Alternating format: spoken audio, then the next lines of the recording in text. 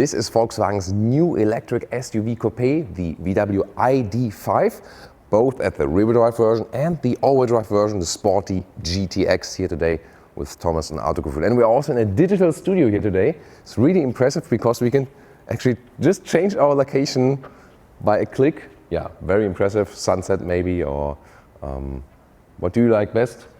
City atmosphere. These are actual photos and yeah, really cool, right? But of course it's about the vehicle here today. And we started with the ID5 in the front. It has the matrix LED as standard and the light strip goes all the way here across in the front. Glacier White is the color, and you see here in the lower part it has a special lower bumper if you compare to the ID4. Of course they use the very same platform. The ID4, the SUV or normal crossover version, this one here the cut-off, the coupe version, soon more to that. And here in the length, 4.60 meters or 181 inches. And of course you see the massive difference right here, falling roof line, so it has a sportier appeal if you compare to the ID4. You also have the same difference with the Audi Q4 e-tron, where you have the Sportback version, and the same will also count for the Skoda Enyaq, which also will come in this coupe shape. Wheels from 19 to 21 inch wheels. These ones here are the biggest ones you can see. The Pro version here is the rear-wheel drive version, by the way. So this is also the basic platform here, the MEB platform, rear-wheel drive, and an option you can also get the all-wheel drive models, soon more to the GTX. But first of all, the rear here, with an integrated wing here, very beautifully done. Also light strip goes all the way through. So in the rear there's also then this massive difference to the ID4 model. Three-dimensional tail lamps here once again, this is also pretty cool. Suspension-wise, you start with a normal suspension, optional the DCC, that's the adaptive suspension, dynamic chassis control. And if you would go for the GTX model actually, you would have a stiffer setup. And there you can see it, this is here the ID5 GTX.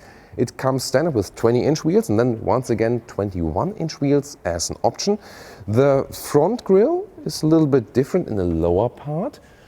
This one here, the same then, just like the ID4 GTX. You can see the sportier shape with this, honeycomb structure style, and also adaptive air intakes in the lower part. Of course, overall they do not need so much cooling then for the EVs right there. Then you can see the light strip once again. King's Red is the color right here, but you can also go for a King's Red car when you do not pick a GTX version. 300 horsepower for the GTX and an acceleration figure of 6.3 seconds. Here with the all-wheel drive model, one electric motor in the rear, one in the front. Battery size, you only get the big battery for the ID5, means 77 kilowatt hours net. And recharging, there has been an update now, because now 135 kilowatt DC charging possible, so 9 minutes less from the 5% to 80% state of charge. So this whole process then in less than 30 minutes. So good to see also some updates there, and we can also expect that, for example, these software changes are then later also enrolled to the ID4 models. Hazard lights or turning indicators in the front, really replacing that whole lower part. That looks fancy, right? And in the rear you have it then there in this cascading style. Top speed, by the way, 160 kilometers an hour or 100 miles per hour for the rear drive model, and for the GTX all-wheel drive, 180 kilometers an hour or 112 miles per hour. This is the car key, yeah, high gloss black alert. Then integrated door handles, and I mean they're actually quite good. A little bit more wind efficient, of course. Door closing sound is very solid, like that. Then instead of the doors, here then with brown insert, this is leather red. Soft top part here, and then we have the white structure here. Otherwise it would be high gloss black, you see it very soon. So in this case I think it's just, actually better to have it in the bright style than, piano lacquer all over the place. Then you can also see you can get this white interior with a white steering wheel and the brown dashboard. It is very unique, definitely. Just brings more spice to the vehicle. Soon also showing you how it looks like in black. Hashtag capacitive curves for the steering wheel buttons. Always not so good to control. And here the digital instruments, small 5-inch digital instruments, they are always connected here to the steering wheel. Yeah, they say use the head-up display, and therefore we keep it more basic. The pedals, always a nice detail, pause and play. Yeah, why not be joyful a little bit? And then the seats, you can see here, again with the browner situations, you also have these microfiber inserts, you can go for them. These here are the seats with the separated head restraint. I soon also going to show you how it looks like, basic with fabric on the inside. So either fabric on the inside or the microfiber, and then either these seats or the top sport seat with the integrated head restraint. Soon more to that. But first of all here, yeah, indeed very comfortable no matter which seating type you pick. And also for tall people, no problem with one with A6 or 6 with 1. This is here without the panoramic roof. Soon also going to show you the comparison to the one with the panoramic roof. Steering wheel control again in and out, up and down. So a very comfortable seating position indeed. Some kind of van atmosphere here with the dashboard. Somewhat comparable with the ID4, but there are some changes indeed. For example, also concerning the software. What have they done there? Let's find out. And here we go. The 12-inch screen is always a standard, this bigger screen in the ID5, and this is the new software version 3.0. So they promised us it is faster now and also would have new functionality and so on. And let's see just from this responsiveness. So we know it doesn't have the best responsiveness, but considering what we've seen so far, it really seems faster now with this update. Let's just click through the menus just a little bit. Yeah, here this takes a while indeed. But overall, it seems to be more stable and a little bit more responsive. So yeah, so far this is actually a good step forward indeed. CarPlay integration like this. And then there's the thing here with the climate control, here with these sliders here and also with the volume slider. Again, not backlit at night, so you can hardly see that. You can also use the voice control, and they said that the voice control has been updated actually. Hello ID, set temperature to 22 degrees. That works. Hello ID, drive me to Berlin.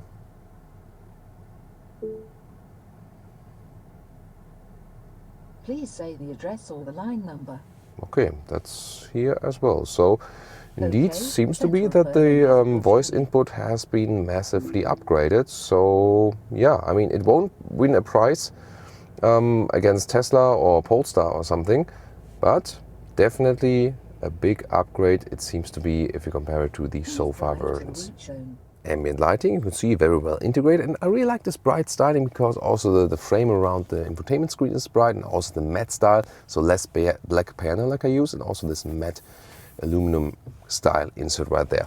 Steering wheel material, by the way, this is still animal skin. However, they're working on a solution to make the whole car animal free and more sustainable and animal friendly.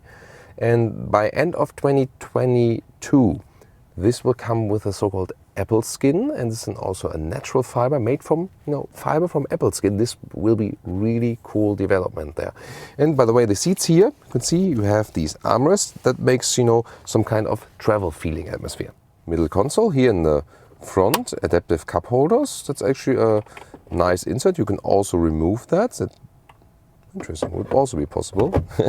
And then here you have this, this split and two USB-C chargers, inductive charging pad, and you can also close that whole thing. Head-up display, it's always, by the way, sharper in your own focus than it's on camera. On camera, it's really hard to pick it up in a very crisp way. You can see these information, but also then augmented reality head-up display function when you're driving. Rear, doors have hard pack at the inside then, but the rest is also very cool. Here, again, with the microfiber inserts, if you have that microfiber option. And you have a lot of space here, you can already see that. No middle tunnel because they have this electric building platform. Then, as for the legroom, there's enough left. So for 4, even 5 tall adults, no problem. Also as for the headroom, and this is really a good result because you might say, it has this falling roofline, but actually from the inside, the headliner is just a centimeter less. So there's not a big difference then to the ID4 if you compare that. So there's not a big compromise or so. It's more than about the styling on the exterior. And here you have the ISOFIX at the outsides each for the child seats. And then we have here this armrest with cup holders. They are not adaptive though. They are in the Audi, by the way. We have seen it in our comparison review, ID4 versus Audi Q4 e-tron recently. Here this is a ski hatch, and indeed the whole seat bench you already have to flip from here. You cannot do it from the trunk. trunk capacity, 550 liters, and that means a little bit more even than in the ID4. Why?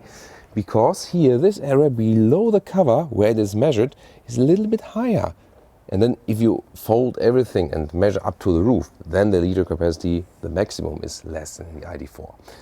Width, about a meter or 40 inches.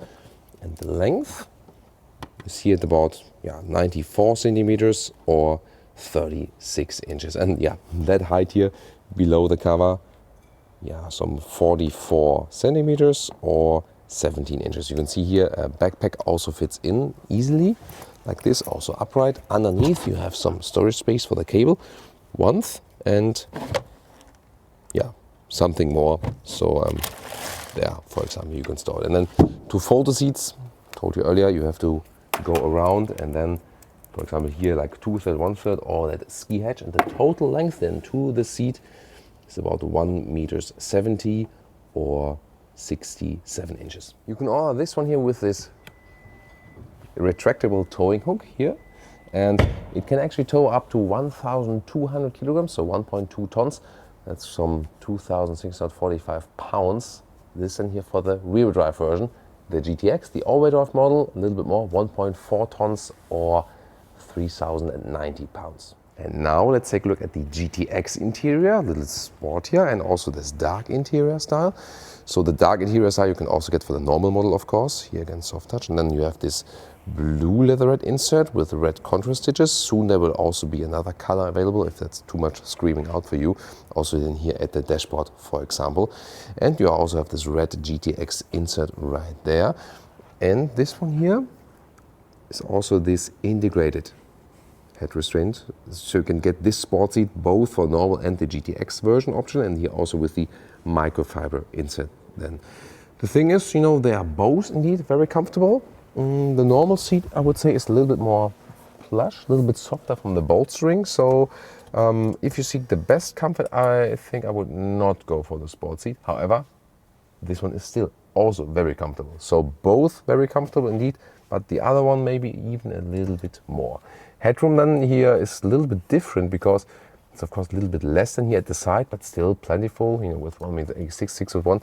This one here with a panoramic roof, and it is one you cannot open, but at least you have this shade. So when you live in a very hot state or something, then you can use this shade then here to protect yourself even more against the sun. Here of course this whole dark atmosphere, which has the disadvantage of having a lot of high gloss black here and here and here and everywhere and so on.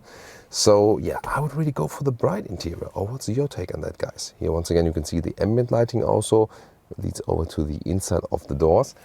And by the way, one thing that really annoys me all the time here at the inside of the doors right there, you just have two window levers. Some say you can't be mistaken then for the rear or something, but you have to activate it then here, press it here, and then you go actually with the rear. So to me these are cost savings. And one more look here at the dark interior, and in this case also then the GTX interior. Which one do you like best for today? In the rear, by the way, with the panoramic roof.